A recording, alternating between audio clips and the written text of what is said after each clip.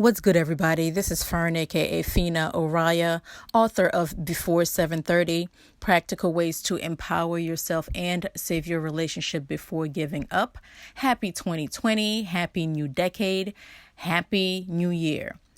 I'm sending wellness, peace, abundance, love, and harmony to you and the world. Now, we all know it's a new year. What do many of us do for the new year? Normally, we set New Year's resolutions, right? However, many of us often write them down, and by March, April, they're already forgotten, or we're nowhere near the path that we need to be on in order to accomplish those resolutions. You know what I'm talking about. So today, I'm here to say, instead of just setting New Year's resolutions this year, think of preparing yourself to be in the right frequency in order to be more productive. Now, you'll hear me use words such as energy, frequency, or higher vibration in this video, but don't panic.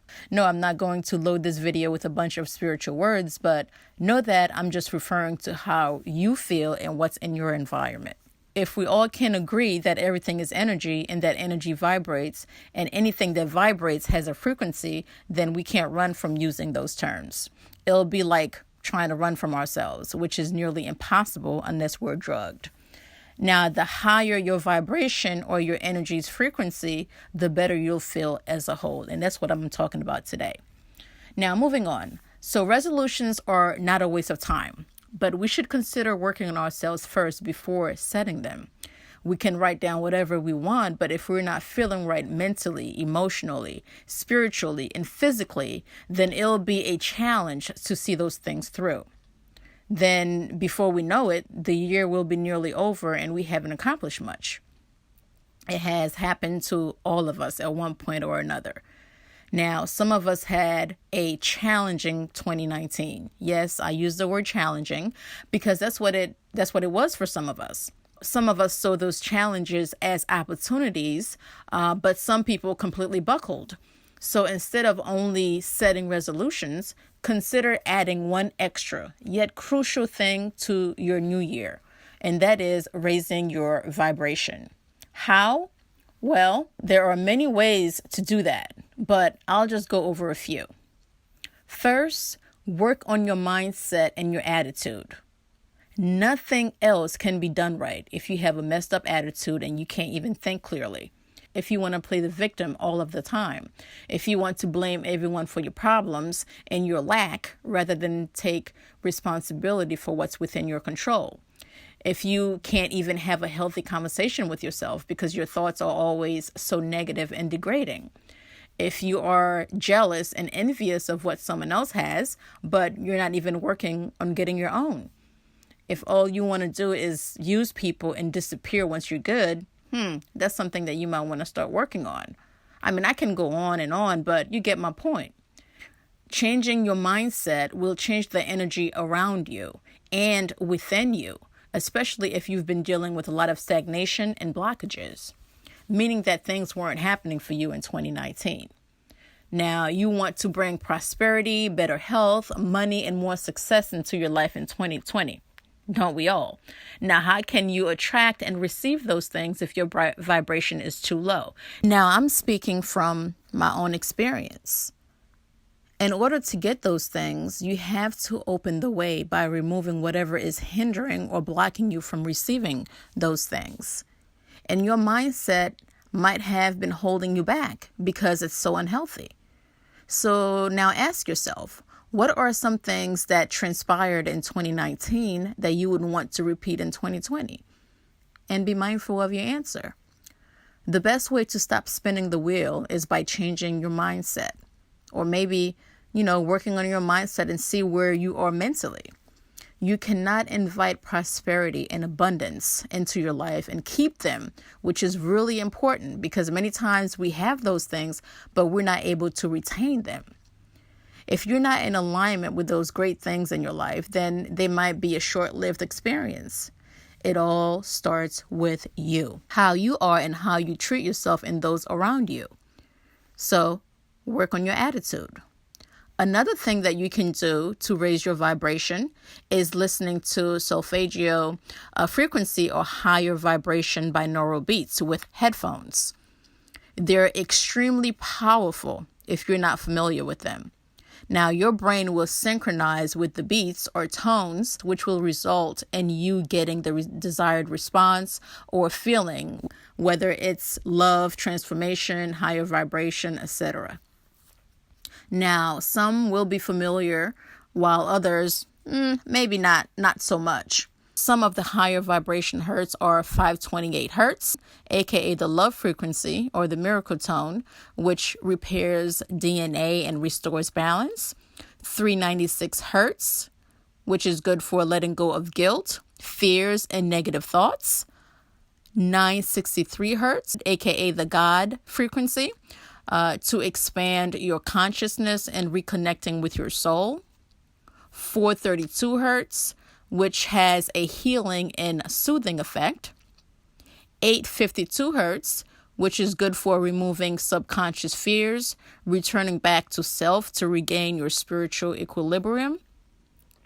444 hertz, which is great for grounding and healing. 417 hertz, which can help remove subconscious blockages and toxic patterns. We all know that music is powerful and it's a form of communication. It can do so many things. I'm a realist, so I'm not just going to say that your life will change just from listening to binaural beats. However, they can help you be on the right frequency so that you can do what you need to do to make things right in your life. It'll be worth it. Focus on yourself and work on inviting those things that you want to bring into your life and be ready to receive better things in 2020. The other thing that you can do is an herbal bath. Again, don't panic if you've never done this before. We drink tea or coffee. We take both OTC and prescribed medicine. We eat veggies. I mean, I can go on. So an herbal bath is no different. An herbal bath will help you calm down for one. It'll set the mood for you to focus on yourself and what's going on in your life. Remember, the herbal bath is going to help cleanse you, but it won't do all of the work for you. It won't be like you just take an herbal bath and suddenly you're Mr. or Ms. New. You have to think and you have to take actions. When the herbs are used in a bath, they release their special healing powers, which our mind, body, and spirit will absorb and embrace. Do this bath as much as you need to. Continue to do it even after you see results. Now, I like to take my baths either for 3 days, 7 days, or 9 days. I even did a 26-day bath with 22 herbs in November because of the murky energy around me. A 26-day bath is for serious cleansing, and if the energy is just overwhelming or the negative energy around you is overwhelming, then I would suggest something like that. But for most people, pretty much all you're trying to do is raise your vibration. A 1 to 3 day bath should suffice. So again, do your research, look them up, and get to know them. As a matter of fact, I would highly recommend that you pay attention to their individual therapeutic properties as well so that you can understand why you're using them in this herbal bath. Now, these are some of the herbs that you can use in this bath. You are free to either add or exclude any of the herbs that your skin might be sensitive to. So be mindful of that. I picked 9 herbs because, well, that's my favorite number. But you can make a judgment call to use some, all, or add your own herbs that have worked for you in the past. I prefer fresh herbs, but I know that some of them could be hard to find. So dried herbs will do just fine. Now, if you're using dried herbs, first you'll need to boil a big pot of water for about 3 to 5 minutes. Then turn it off. Then you can add 2 or 3 tablespoons. I'm just giving you, some rough numbers so you can adjust accordingly. So add each of the herbs in the hot water. Like I said, 2 or 3 tablespoons, or adjust that accordingly. Then let it steep for about 30 minutes or longer, at least 30 minutes. But, the longer, then the better. When you're ready for your bath, strain the water and pour it in your running bath water. Then you can discard the herbs. I like to bless the trees with my used herbs, so I don't like to throw my used herbs in the trash. But you can discard the herbs as you see fit. I would say buy as many fresh herbs that's on this list, and you can combine them with the dried herbal water if you have to.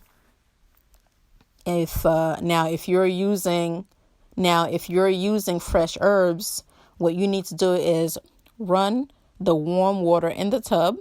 Now rub the herbs together to get their healing and their other therapeutic properties in that water. So now the water will change color, which is a good thing, and it's what you want.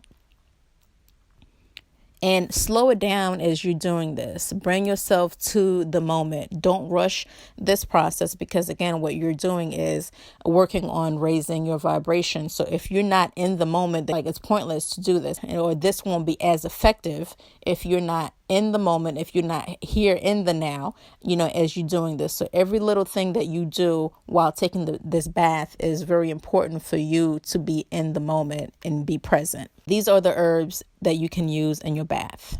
They're not in any particular order. Basil, which smells great, by the way. I don't know if you've ever smelled basil, and basil is used in cooking. So if you've ever smelled basil, it has this very distinctive smell, and it's very common. It's a common herb that's used in herbal bath. And I highly recommend that you use fresh basil because they're not that hard to find. It's excellent for removing unwanted negative energies, to include both people and bad habits. Rose petals or rose buds are great for healing. And we all know that roses have forever been associated with love. In this case, we're using rose petals or rose buds in our bath for self-love, which many of us can use more of daily. Next is lavender. Now, majority of you, if not all of you, are familiar with this herb. I love the smell of lavender. That's why it's one of the most popular herbs as well. It's great for relaxation, removing negative energies, releasing stress, as well as increasing your intuitive insights. If you're always amped up, use more lavender to calm you down. Rosemary is another one that is very popular. Pretty much everybody knows rosemary. It's popular in cooking as well as tea. So it's another one that's not hard to find fresh rosemary in any supermarket. It's good for clarity, concentration, or focus, and having more positive thoughts. And again, this is what we are all striving for in 2020, which is better clarity and the mental acuity to get things done in 2020. Peppermint is good for getting the mental juices flowing for new creative ideas and insights. It's such a refreshing herb. And again, that's another one that's quite popular, and we also use that one in tea. Lemongrass, like rosemary, is good for clarity and focus. It'll help you get on with your business and setting things in motion to get things done. So it's pretty much an action herb. It's also excellent as a tea. Hibiscus is for releasing and letting go. It's a great healing herb. So again, hibiscus is good for releasing and letting go, and as well as being an awesome healing herb.